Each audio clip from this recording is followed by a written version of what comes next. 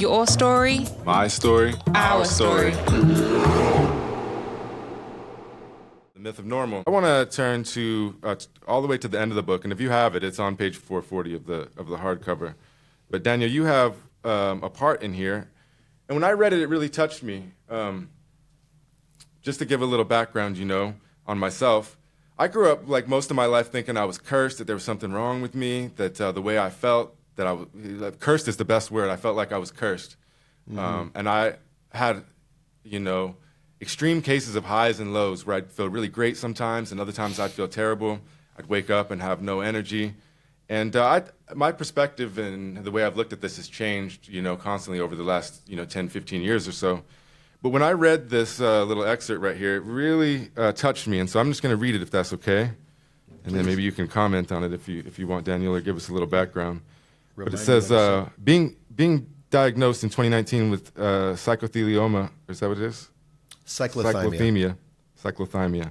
Basically a mild form of bipolar disorder, was huge for me. Something about my life became coherent when I realized the crazily productive streaks and depressive crashes aren't really opposites, more like conjoined twins, and that both have been trying to help me get through the world since childhood. The can't stop, won't stop mode is a little boy's brain in overdrive, trying to keep up and cut through the noise around him, while the emotional collapse is like a breaker switch installed to prevent my fuse box from exploding. Thanks in part to the mood stabilizers I take, there's now someone home between them, observing the ups and downs, knowing they're not me. Now, anytime I find myself in a turbo mode, all insomniac inspiration, or when I wake up feeling heavy and reluctant, I don't fight it or sweat it. Both states come bearing gifts. On the one hand, exhilaration and creative flow. On the other, the gift of rest, of embracing my limitations. Neither one ever takes over for long.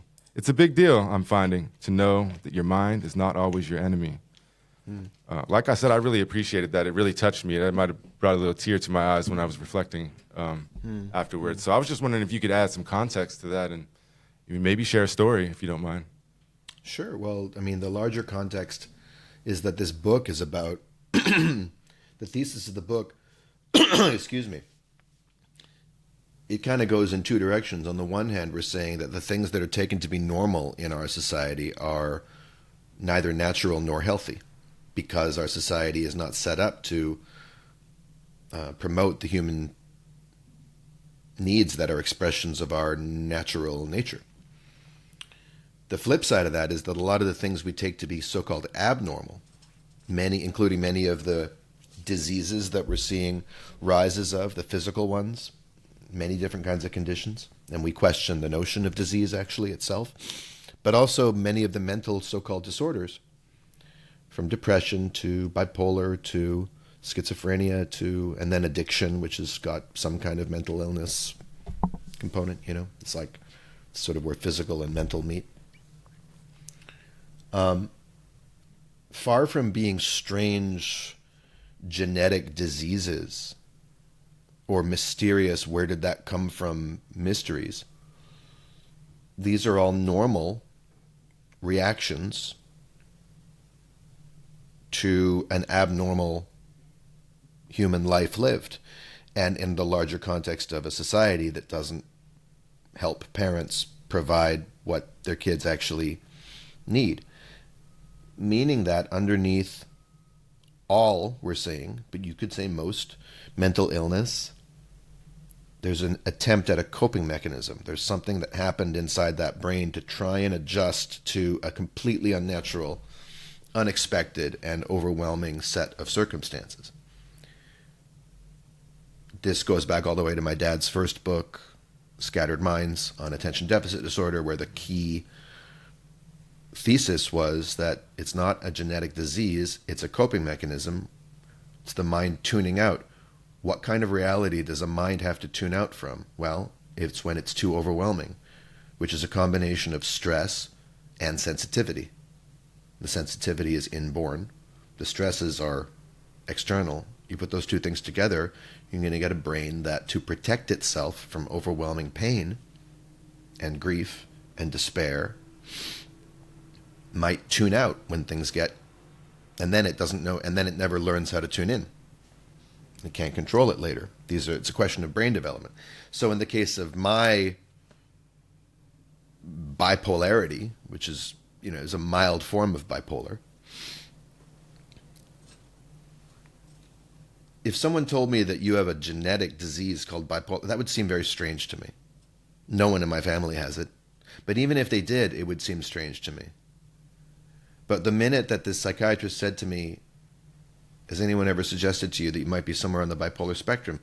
My entire life clicked into focus for me. I saw the larger context in a much clearer way all of a sudden, because I'd always thought, I'm just, I've got so much potential if it wasn't for these dang depressions that come along every few years. Which makes no sense. But when I start to, it doesn't make as much sense to me as, oh, wait a minute. The ups and the downs are part of an instability. Because I get lost in the ups just as surely as I get lost in the downs. And I need the ups with a kind of desperation that only someone who doesn't have a stable center would need. Which means I get over-attached to the up periods, which means that they're going to crash all the harder when they expire. And that's the pattern that's always happened. Now that tracks with my childhood, actually.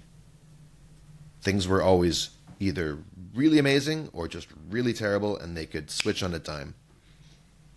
And my little brain had to go into overdrive to keep up with it as a way to try and stabilize itself, which is a need of ours. And if we don't get stability from the outside, we have to provide it from the inside, which we can do, but at a cost. So I was trying to highlight that for me, learning that I'm on the bipolar spectrum wasn't an, oh my God, it turns out I'm really mentally ill. Like, it wasn't bad news. It was good news. Not because I now have an excuse for everything or I can explain everything in terms of that, but because I can understand the difficulties I've had inside of that framework and say, of course I ended up with a brain that works that way.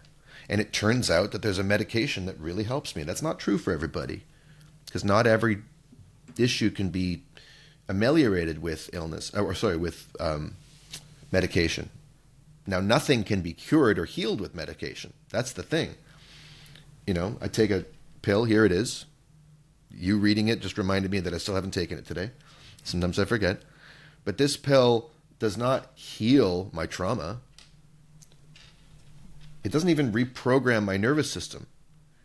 It just gives me some scaffolding or some planks above the quicksand on which I can stand to do that work. So if it had just been oh great, I get to take a pill for the rest of my life, that wouldn't have been much of a, that would have been good, I guess, but there's not much inspiration for me in that. The inspiring thing is, wait a minute, I can get some breathing space from the worst of it so that I can stand where I am and learn to have a better, kinder, saner relationship with myself, which is what healing is.